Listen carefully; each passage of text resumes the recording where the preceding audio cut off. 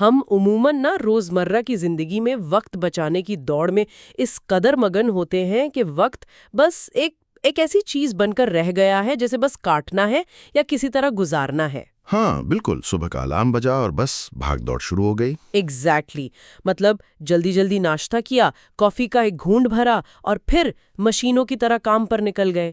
وقت کو تو جیسے ہم نے ایک ریاضی کے فارمولے میں قید کر دیا ہے نا، کہ اتنے گھنٹے کام کرنا ہے، اتنے گھنٹے نیند پوری کرنی ہے۔ اور اس ساری دوڑ میں ہم وہ لمحہ جینا ہی بھول جاتے ہیں۔ جی، اور اسی لیے اگر ایک لمحے کے لیے ٹھہر کر یہ سوچا جائے کہ کافی وقت کی بہن ہے اور اسے آہستہ آہستہ پینا چاہیے، یہ خیال محمود درویش کا ہے اور بظاہر یہ ایک بہت سادہ سا جملہ لگتا ہے، لیکن اس کے اندر ایک پوری نفسیات اور فلسفہ چھپا ہوا ہے۔ یہ جملہ دراصل اس تیز رفتار پیے کو روکنے کی ایک دعوت ہے۔ اور یہ ٹھہراؤ کی دعوت محض کوئی سستی یا آرام طلبی کا نام نہیں ہے صبا۔ بالکل نہیں، دیکھیں ہم نے وقت کو ایک بے جان ہندسے میں تبدیل کر دیا ہے، جبکہ اس خیال کے مطابق وقت کو ایک زندہ اور سانس لیتی ہوئی ہستی سمجھنا چاہیے۔ جب ہم کافی کو وقت کی بہن کہتے ہیں تو ہم دراصل ایک رشتے کی بات کر رہے ہوتے ہیں۔ یعنی لمحے کو گزارنا نہیں ہے بلکہ اس کے ساتھ جینا ہے۔ صحیح کہا آپ نے۔ جدید دور کے انسان کا سب سے بڑا المیہ یہی ہے کہ وہ حال میں موجود نہیں ہوتا۔ وہ یا تو گزرے ہوئے کل کے پچھتاووں میں الجھا ہے یا آنے والے کل کی فکر میں بس دوڑ رہا ہے۔ اور آج کے اس تفصیلی جائزے کا بنیادی مقصد بھی بالکل یہی ہے۔ ہمارے سامنے محمود درویش کی فکر اور ان کے 22 اقوال کا ایک مجموعہ ہے، لیکن ہمارے مشن انہیں کسی مخصوص تاریخی یا جغرافیائی سانچے میں رکھ کر پرکھنا نہیں ہے۔ جی، بلکہ ہم یہ دیکھیں گے کہ آج کے اس ہنگامہ خیز اور تھکا دینے والے دور میں یہ الفاظ ہماری ذاتی امید اور ذہنی سکون کے لیے کیا معنی رکھتے ہیں۔ بالکل، تو اسی تنہائی اور اجنبیت کے پہلو کو اگر ہم آگے بڑھائیں تو مجھے اکثر یہ محسوس ہوتا ہے کہ انسان ایک بھرے ہوئے ہجوم کے درمیان کھڑا ہو سکتا ہے۔ چاروں طرف لوگ ہنس بول رہے ہوتے ہیں، لیکن وہ اندر سے ایک شدید اجنبیت کا شکار ہوتا ہے۔ ہاں، یہ بہت عام کیفیت ہے نا؟ محمود درویش کا ایک خیال ہے جو اس کیفیت کو بہت خوبصورتی سے بیان کرتا ہے۔ وہ کہتے ہیں کہ جلا وطنی محض ایک جغرافیائی تصور نہیں ہے۔ انسان اپنے وطن، اپنے گھر، حتیٰ کہ کمرے میں بھی جلا وطن ہو سکتا ہے۔ واہ، یہ سیدھی جدید انسان کے طرز زندگی پر چوٹ کرتی ہے۔ اصل میں اس بات کے پیچھے کارفرما جو سماجی میکنزم ہے اسے سمجھنا بہت دلچسپ ہے۔ تاریخی طور پر تو جلا وطنی کا مطلب سرحدیں پار کرنا یا زبردستی گھر چھڑوا دیا جانا ہوتا تھا۔ لیکن اب تو ایسا لگتا ہے جیسے جدید معاشرے نے ایک نئی قسم کی جلا وطنی ایجاد کر لی ہے۔ 100%۔ آج ہم ٹیکنالوجی کی مدد سے پوری دنیا سے جڑے ہوئے ہیں۔ اسکرین پر ہزاروں دوست ہیں، ہر لمحے کی خبر مل رہی ہے، لیکن اس ڈیجیٹل دور نے ہمیں جذباتی طور پر ایک دوسرے سے کاٹ دیا ہے۔ مطلب ایک ہی کمرے میں بیٹھے ہوئے خاندان کے 4 افراد اپنے اپنے فونز میں اتنے گم ہوتے ہیں کہ ان کے درمیان میلوں کا فاصلہ محسوس ہوتا ہے۔ بالکل، اور یہ وہ جلا وطنی ہے جہاں انسان اپنی ہی چھت کے نیچے اپنے ہی لوگوں کے درمیان ایک اجنبی بن جاتا ہے۔ یہ تو بالکل ایسا ہے جیسے آپ ایک بھرے ہوئے ہجوم میں کھڑے ہوں لیکن کوئی آپ کی زبان نہ سمجھتا ہو۔ کیا آج کی دنیا میں ہم سب اسی اندرونی جلاوطنی کا شکار نہیں ہو گئے؟ کسی نہ کسی حد تک تو ہم سب اس کا شکار ہیں، اور اسی کیفیت کو بیان کرنے کے لیے انہوں نے ایک اور جگہ کہا ہے کہ میں وہاں سے ہوں، میں یہاں سے ہوں، نہ میں وہاں ہوں اور نہ میں یہاں ہوں۔ یہ تو ایک مکمل شناختی بحران ہے نا۔ مطلب ہم اپنی پرانی جڑوں سے کٹ چکے ہیں لیکن اس نئی ماڈرن دنیا میں بھی پوری طرح پیوست نہیں ہو سکے، ہم بس ہوا میں معلق ہیں۔ جی، یہ نہ یہاں اور نہ وہاں ہونا دراصل انسانی وجود کا ایک بہت گہرا دکھ ہے۔ جب ہم اپنے ارد گرد کے ماحول سے کٹ جاتے ہیں تو ہم اپنی شناخت ہی کھونے لگتے ہیں۔ اس لیے وہ کہتے ہیں کہ وطن کوئی سوٹ کیس نہیں جسے انسان اٹھا کر چل دے، اور نہ ہی انسان کوئی محض مسافر ہے۔ یعنی یہاں وطن سے مراد زمین کا ٹکڑا نہیں بلکہ وہ اندرونی سکون ہے جو انسان کے اندر بستا ہے۔ بالکل، وطن دراصل وہ جگہ ہے جہاں آپ کی روح کو پناہ ملتی ہے۔ لیکن پھر وہ ایک بڑا چبھتا ہوا سوال بھی تو اٹھاتے ہیں کہ اپنے اندر موجود وطن سے میں خود کو کہاں آزاد کر سکتا ہوں، اور یہ کہ میں جہاں بھی جاتا ہوں اپنا وطن ساتھ لے کر جاتا ہوں۔ اور یہ بہت گہری بات ہے۔ اگر ہم وطن کو ایک اندرونی کیفیت مان لیں تو اس کا سیدھا سا مطلب ہے کہ ہم اپنی یادوں اور اپنے صدمات سے کبھی بھاگ نہیں سکتے۔ مطلب دنیا کا مہنگا ترین ٹکٹ خرید کر کسی خوبصورت جزیرے پہ چلے بھی جائیں تو اگر اندر شور مچا ہے تو وہ شور ہمارے ساتھ ہی سفر کرے گا نا؟ ایگزیکٹلی اور اسی لیے یہ اندرونی جلاوطنی بیرونی جلاوطنی سے کہیں زیادہ خطرناک ہے۔ بیرونی جلاوطنی میں کم از کم آپ کو یہ تو معلوم ہوتا ہے کہ آپ کا گھر کہاں تھا اور آپ نے واپس کہاں جانا ہے۔ ہاں، اندرونی جلاوطنی میں تو انسان اپنا مرکز ہی کھو بیٹھتا ہے۔ جی، اور سب سے گہرا سوال جو یہاں ابھرتا ہے وہ یہ ہے کہ جلاوطنی کے بغیر میں کون ہوں؟ انسان اکثر اپنے دکھ اور تنہائی کا اتنا عادی ہو جاتا ہے کہ وہ اسی کو اپنی شناخت بنا لیتا ہے۔ یہ تو ایک حد تک خوفناک سوچ ہے کہ ہم اپنے درد کو ہی اپنا اوڑھنا بچھونا بنا لیں۔ مطلب جب انسان اس حد تک تنہا ہو تو ظاہر ہے اس کے خوابوں پر بھی اس کا اثر پڑتا ہوگا۔ بالکل پڑتا ہے، اور ماخذ میں اس کا ذکر بھی بہت تکلیف دہ انداز میں کیا گیا ہے۔ جی، مجھے وہ حصہ یاد آ رہا ہے جہاں انہوں نے خوابوں کے ٹوٹنے کا ذکر کیا ہے۔ کہا گیا ہے کہ روح کے لیے اس سے زیادہ تکلیف دہ اور کچھ نہیں جب وہ اپنے خوابوں کو بھاپ بن کر اڑتے ہوئے محسوس کرے۔ بھاپ بن کر اڑنا، یہ تشبیہ بہت مختلف ہے۔ میں نا اسے کچھ اس طرح تصور کرتی ہوں جیسے دوپہر کی تپتی ہوئی سڑک پر پانی کی کوئی بوند گرے، وہ ایک لمحے کے لیے چمکتی ہے اور پھر فوراً بھاپ بن کر ہوا میں غائب ہو جاتی ہے۔ ایک لمحے کی حقیقت اور پھر مستقل خالی پن۔ واہ، کیا کمال تشبیہ دیا آپ نے۔ اور خوابوں کے ٹوٹنے کی یہ بات اس لیے منفرد ہے کیونکہ عموماً تو خوابوں کے ٹوٹنے کو شیشے کے ٹوٹنے سے ملایا جاتا ہے نا، ایک زوردار آواز اور بکھرے ہوئے ٹکڑے۔ لیکن بھاپ بننے کا عمل تو ایک خاموش اور بہت سست سا عمل ہے۔ جی، انسان کے خواب اچانک نہیں ٹوٹتے، وہ زندگی کی روزمرہ حقیقتوں، مجبوریوں اور سمجھوتوں کی تپش میں آہستہ آہستہ تحلیل ہوتے ہیں، اور درویش نے اس بھاپ کی ایک بو یا مہک کا بھی ذکر کیا ہے۔ مطلب وہ خواب ختم ہو کر بھی فضا میں اپنی موجودگی کا احساس دلاتے رہتے ہیں۔ بالکل، یہ ایک ایسا دکھ ہے جو روح میں رچ بس جاتا ہے۔ انسان ان خوابوں کو جی تو نہیں پاتا، لیکن ان کی کمی کی تکلیف کو ہر روز سہتا ہے۔ اچھا، یہاں سے میرے ذہن میں ایک اور زاویہ بھی ابھر رہا ہے کہ یہ خواب اور خواہشات آخر اتنی تکلیف کیوں دیتے ہیں؟ کیا ہماری محبت ہی ہماری قید ہے؟ جی، اور انہوں نے لکھا بھی ہے کہ ہم ان چیزوں کے قیدی ہیں جن سے ہم محبت کرتے ہیں، جن کی ہم خواہش کرتے ہیں اور جو ہم خود ہیں۔ یہ بہت بھاری بات ہے کہ ہماری خواہشات ہمیں آزاد کرنے کے بجائے دراصل ہماری قید کی دیواریں کھڑی کر رہی ہیں۔ تو کیا ہم اپنی مرضی سے اس قید خانے میں داخل ہوتے ہیں؟ دیکھیں، اسے سمجھنے کے لیے ہمیں انسانی وابستگیاں، اٹیچمنٹ کی نفسیات کو دیکھنا ہوگا۔ انسان فطرتاً اپنے وجود کے معنی کسی دوسری چیز یا شخص میں تلاش کرتا ہے۔ جب ہم کسی شے یا خواب سے شدید محبت کرتے ہیں تو ہم اپنی شناخت کا ایک بڑا حصہ اس کے ساتھ جوڑ دیتے ہیں، ہے نا؟ بالکل، ہماری خوشی، ہمارا سکون سب اسی کے گرد گھومنے لگتا ہے۔ اور جب ہماری پوری زندگی کا دار و مدار کسی ایک خواب پر ہو جائے تو ہم عملی طور پر اس کے قیدی بن جاتے ہیں۔ ہم اسے کھونے کے خوف میں جینے لگتے ہیں، اور اسی خوف اور محبت کے تضاد کو انہوں نے ایک ہی جملے میں سمو دیا ہے کہ تم مجھے مار رہے ہو اور تم ہی مجھے مرنے سے بچا رہے ہو۔ یہی محبت ہے۔ یعنی جو چیز اندر سے کھوکھلا کر رہی ہے، زندہ رہنے کی وجہ بھی وہی ہے۔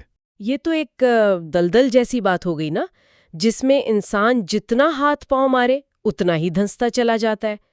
اور اگر ہم سوچیں کہ بس اس رشتے یا خواب کو بھلا دیں تو بھی ناکامی ہوتی ہے، کیونکہ وہ لکھتے ہیں تمام راستے تمہاری طرف ہی جاتے ہیں، وہ بھی جو میں نے تمہیں بھولنے کے لیے چنے تھے۔ یہ نفسیات میں کوگنیٹو ڈسوننس یا جذباتی الجھاؤ کی ایک زبردست مثال ہے۔ دماغ جانتا ہے کہ یہ نامکمل خواب تکلیف دہ ہے، وہ دور جانے کے راستے بھی تلاش کرتا ہے۔ لیکن جذباتی وابستگی اتنی گہری ہوتی ہے کہ فرار کا ہر راستہ واپس اسی طرف لے آتا ہے۔ جی، انسان خود کو جتنا کسی چیز سے دور کرنے کی کوشش کرتا ہے، وہ اتنا ہی اس کے سحر میں جکڑا جاتا ہے۔ تو پھر یہاں ایک سوال پیدا ہوتا ہے، جب خواب بھاپ بن رہے ہوں، خواہشات قید خانے بن جائیں اور فرار کا راستہ بھی کوئی نہ ہو، تو انسان کیا کرے؟ مطلب کیا وہ خود کو اس ذہنی اذیت کے حوالے کر دے؟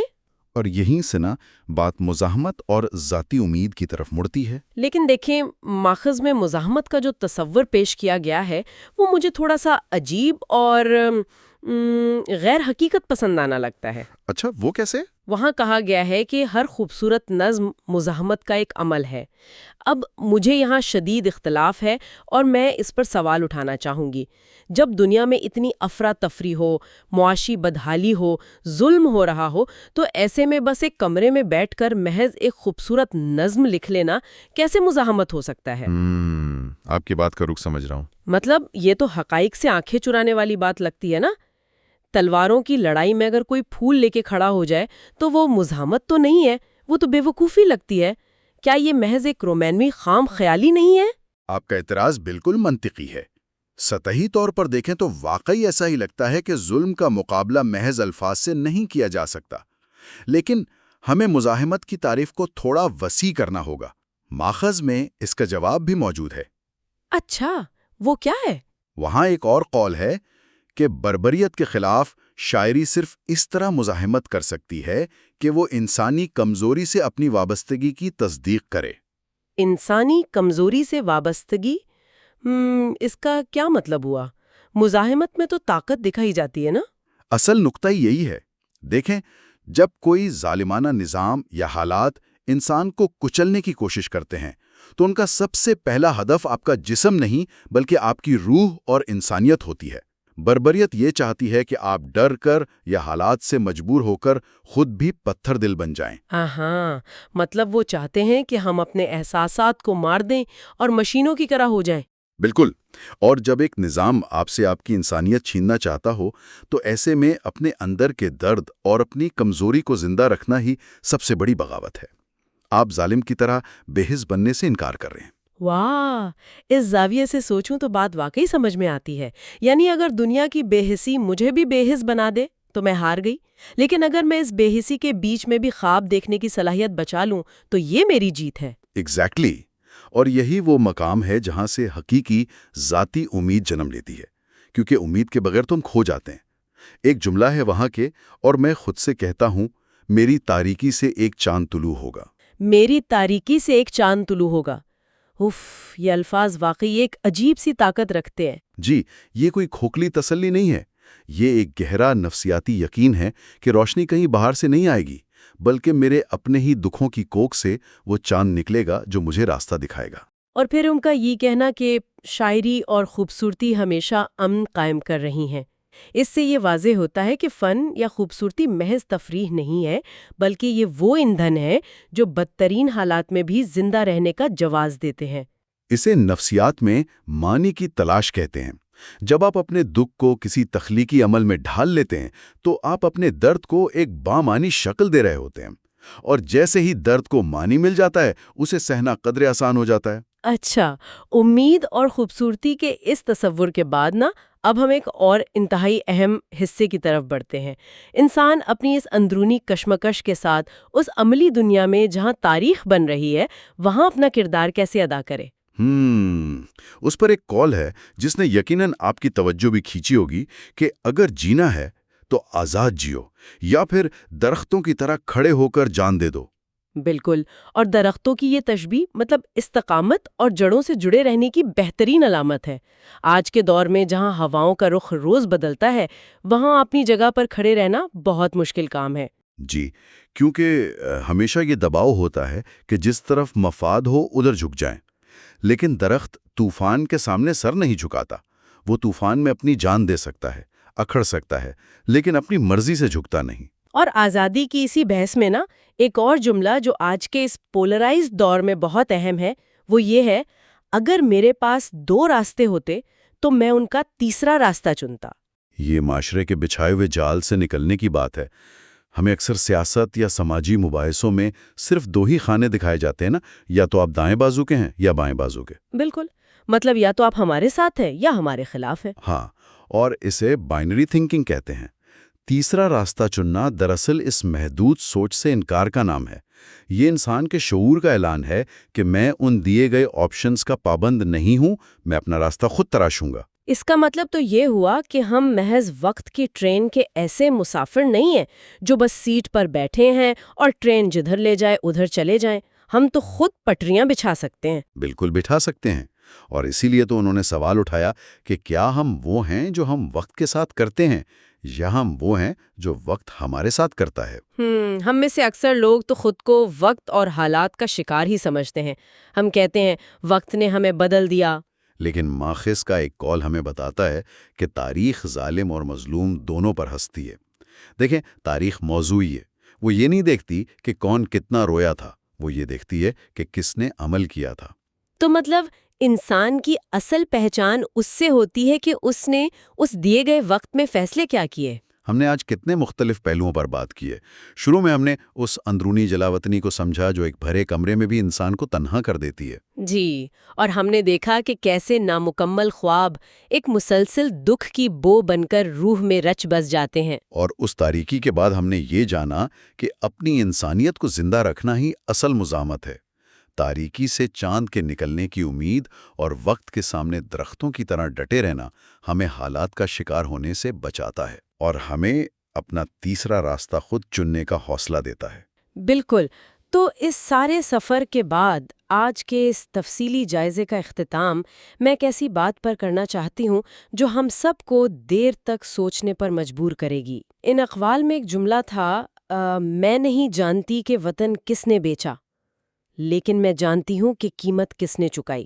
یہ بہت طاقتور الفاظ ہیں۔ جی، اب اگر ہم اس گفتگو کے آغاز کو یاد کریں جہاں وطن کو انسان کا اندرونی سکون اور شناخت قرار دیا گیا تھا، تو ذرا سوچئے، روزمرہ کی زندگی میں جب ہم معاشرتی دباؤ، وقتی فائدے یا جھوٹی شہرت کے لیے اپنے اصولوں اور ضمیر پر سمجھوتا کرتے ہیں تو ہم دراصل اپنے اس اندرونی وطن کا سودا کر رہے ہوتے ہیں۔ بالکل ایسا ہی ہے۔